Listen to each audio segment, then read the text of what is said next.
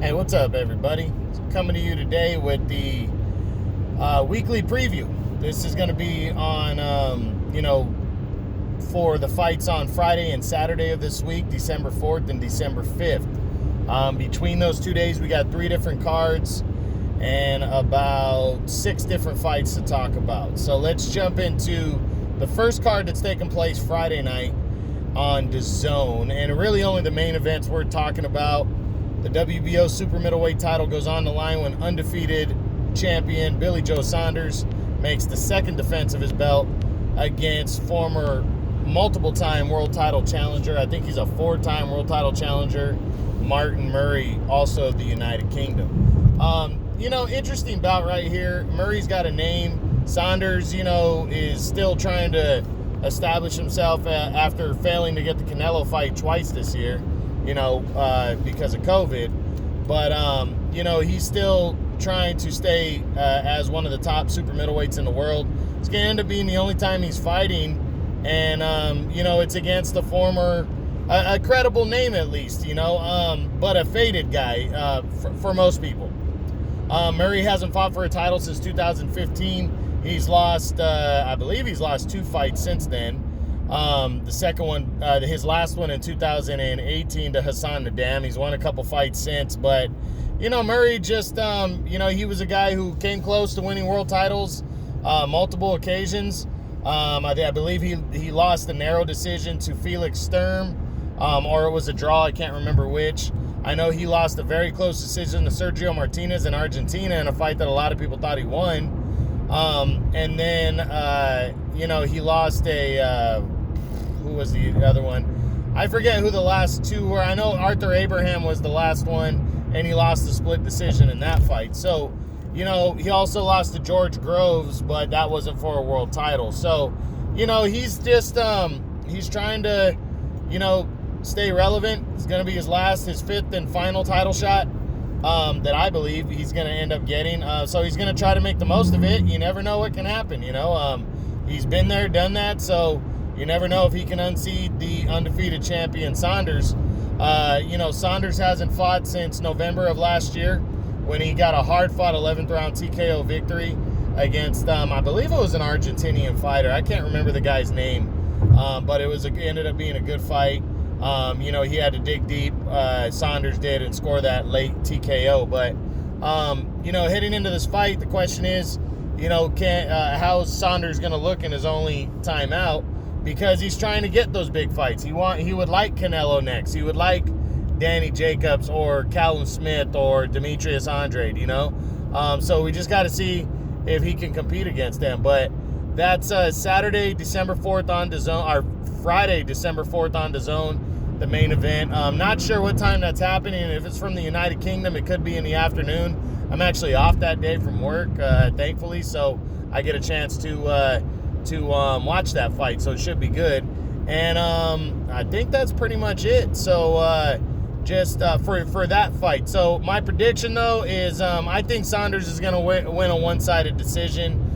He puts his foot on the gas pedal, really goes after Martin Murray. He might be able to stop him in the late rounds. I don't see Murray pulling this one off. I just can't see it. I think Saunders is still somewhat in his prime, and I think he's going to win a clean decision in this one. And I think he understands he needs to look good, especially after last weekend when Danny Jacobs didn't even bother to really put any effort in against Gabriel Rosado. So that's it on that one. Now we'll go to Saturday. There's 2 different cards. First on ESPN, only the main events we're talking about. It's former world title challenger Anthony Yarde taking on Lyndon Arthur, undefeated light heavyweight fighter on the rise. So this one, I'm disappointed that Anthony Yarde doesn't get more love. He's 20-1, 19 knockouts. His only defeat was to Sergey Kovalev in August of last year when, he had never went 12 rounds. He never went real deep in a fight. And he almost stopped Kovalev. He came close to stopping Sergey. Sergey dug deep and ended up pulling it out, stopping an exhausted Yarde in the 11th round to retain the title. But he really proved that he's a legitimate light heavyweight and deserves recognition. He's gotten 2 knockouts since then. But now he's coming into this one looking for another one against Arthur. Arthur is undefeated, 17-0, 12 knockouts, but he hasn't really beaten anybody. So I don't think Arthur really, I don't see him winning this fight. I think Yarde is coming in, going to get a knockout between the 3rd and 6th round, and he will stay on track to put himself back in line for a world title shot. But that's Saturday on ESPN, probably earlier in the day from the United Kingdom. And then also on Saturday night on Fox pay-per-view, we got a whole card to talk about. So the first fight out, Eduardo Ramirez versus Miguel Flores, former world title challenger. This fight's going to take place probably at around 1:30. Flores is a late replacement for Julio Ceja, the former champion.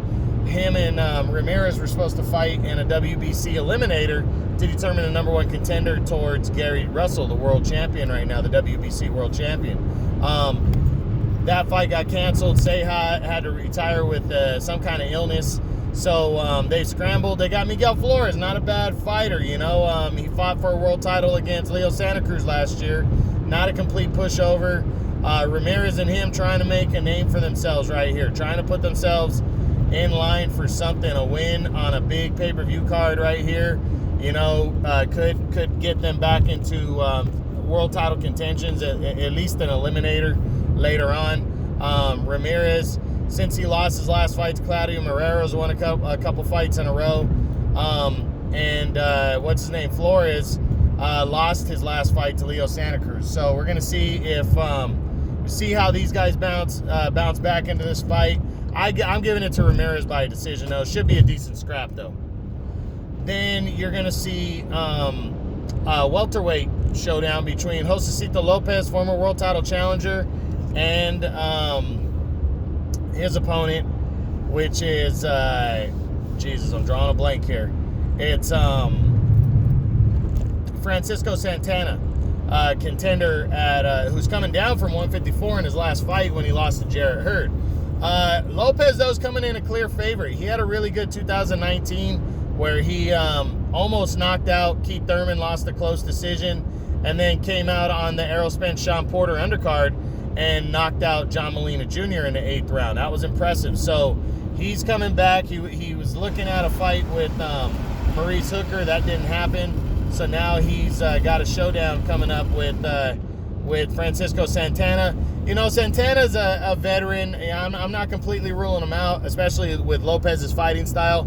But I think Lopez is hungry. I think Santana's lost 3 of his last 8 fights. You know, he fights decent competition, but he usually gets beat. I think Lopez is a step ahead of him. I think Lopez wins a decision in this one and continues to push forward. So 10-round decision victory for Josecito Lopez and what should be a pretty good back-and-forth fight. And then as the co-feature, you have undefeated Sebastian Fundora on the rise, trying to prove that he belongs. Very tall, lengthy, super welterweight at 154. He's fighting in a WBC eliminator against Jorge Cota, who's, you know, fought top-level competition. He got knocked out against Jermell Charlo in the 3rd round last year in June. But, you know, he's bounced back, got a win or 2 since then, a couple wins on his resume, a couple knockouts. So, you know, he's coming into this fight a clear underdog as Cota, but he's been there, he's done that. Fundora's coming off his best win, 6th-round knockout victory where he put Nathaniel Gallimore to sleep. First guy to stop Nathaniel Gallimore. So now he's trying to, stop somebody else who's a veteran, in Cota, and I think he's going to do it. I got him winning by knockout by the 4th, 5th round, and he will stay undefeated. So Sebastian Fundora wins that one. And then in the main event of that Fox pay-per-view card, the huge unified welterweight title fight at 147, you got the undefeated Errol Spence Jr. trying to move ahead of Terrence Crawford in this division, taking on the former 2-division world champion Danny Garcia. This is a very good matchup. This is my number 2 and my number 6 welterweights going at it right now. I honestly believe the winner is will move up and take the top spot away from anybody. I think, though, that winner is going to be Errol Spence. I think Spence is going to come out. I think he's going to box. I think he's going to, use the ring, and he's going to just counterpunch and combinations. He'll get aggressive as the fight goes on, but I don't think he's going to get careless. I think he wins a clear I think he wins a clear unanimous decision. It will be somewhat competitive. I think Garcia puts up a good fight, but I think him winning 8 rounds to 4, 9 rounds to 3 sounds about right to me. But Danny's a veteran. He's a good fighter, former champ. He's been around the block. You know, he could definitely make this a closer fight. Danny never gets his ass whipped. We'll see, though, if Errol Spence can take his game to the next level and maybe put it on Danny and stop him in the late rounds. We'll see what happens. But I got Spence winning by a decision. And, you know, but I do think Danny's a very live underdog. So we'll see what happens. But that's Saturday, December 4th on Fox Pay-Per-View. That's the whole card. Again, earlier that day, you got ESPN. You got Anthony Yard against Lyndon Arthur. And then on December 4th on DAZN, you got Billy Joe Saunders against Martin Murray for the WBO Super Middleweight World Championship at 168. And as I said, don't forget the main event on Saturday, Errol Spence Jr. versus Danny Garcia in a huge unified welterweight title fight. That's on Fox Pay-Per-View. So I hope you guys enjoyed this. That's the weekly preview. True Boxing, you've been hit with the truth.